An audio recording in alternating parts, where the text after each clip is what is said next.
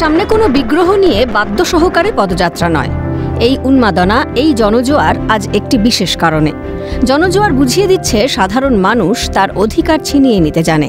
যে অধিকার আদায়ের দাবিতে সেদিন গর্জে উঠেছিলেন তৎকালীন যুব কংগ্রেস নেত্রী মমতা বন্দ্যোপাধ্যায়, যে রক্তক্ষরণের মধ্যে দিয়ে এসেছিল সাফল্য, সেই বহমানতা আজও চলেছে। শহীদ স্মরণে বহু মানুষ আজ ধর্মতলামুখী। বর্ধমান জেলা ডিস্ট্রিক্ট জজ আদালত, তৃণমূল লিগ্যাল সেলের পক্ষ থেকেও শহীদ সমাবেশে সামিল তারা। মমতা বন্দ্যোপাধ্যায়ের নেতৃত্বে সেদিনের সেই নো আইডেন্টিটি নো ভোট আন্দোলন, তার পরবর্তীকালে সেই শহীদদের স্মরণে যতবার সভা হয়েছে মমতা ব্যানার্জির নেতৃত্বেই এখানে সেই সভা হয়েছে। শুধুমাত্র গত এক বছর আগে আমরা ব্রিগেড প্যারেড গ্রাউন্ডে আমাদের এই সভাকে করেছিলাম, কিন্তু গতকাল আমাদের নেত্রী পরিষ্কার বলে দিয়েছেন যে যেখানে শহীদের রক্ত লেগে আছে সেই মাটিতেই আমরা শহীদদের তর্পণ করব। দিনটা ছিল 1993 সালের 21শে জুলাই। সচিত্র পরিচয়পত্র চালুর দাবিতে মহাকরণ অভিযান ডাক দিয়েছিলেন তৎকালীন যুব কংগ্রেস নেত্রী মমতা বন্দ্যোপাধ্যায়। মহাকরণ অভিযান ঘিরে তুলকালাম কাণ্ড ঘটে খাস কলকাতার বুকে।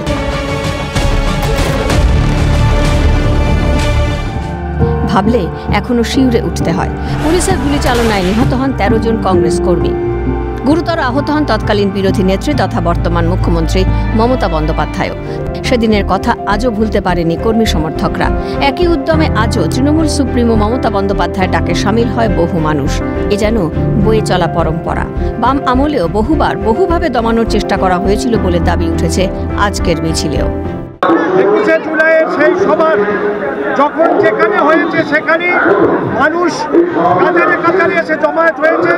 বামফ্রন্টের আমলেও এই সভাকে বিভিন্নভাবে বানচাল করার চেষ্টা করা হয়েছে, কিন্তু হাত দিয়ে বলরু দিতে পারি নাকি সূর্যের আলোকেও কখনো সন্ত্রাস করে রোখা যায় না গণ আন্দোলনের ঢেউ। তবে নির্বাচনকে প্রহসনে পরিণত করলেন মমতা বন্দ্যোপাধ্যায়। কংগ্রেসের শহীদ দিবসকে তৃণমূলের মালিকানায় নিয়ে এলেন, কটাক্ষ কংগ্রেস নেতা সুমন রায়চৌধুরী। কিন্তু যে আন্দোলন করতে গিয়ে তারা প্রাণ দিয়েছিলেন, প্রহসন, নির্বাচনে প্রহসন, সেটাই মমতা বন্দ্যোপাধ্যায় আগামী দিনে যখন 2011-র পর ক্ষমতায় এলেন তিনি নির্বাচনকে প্রহসনে পরিণত করলেন। 1998 অবধি পশ্চিমবঙ্গ প্রদেশ যুব কংগ্রেসের নামে মমতা বন্দ্যোপাধ্যায় পালন করতেন, তারপরে তৃণমূল কংগ্রেসের নামে পালন করতেন। উনি কংগ্রেসের শহীদ দিবসকে তৃণমূলের মালিকানায় নিয়ে এলেন।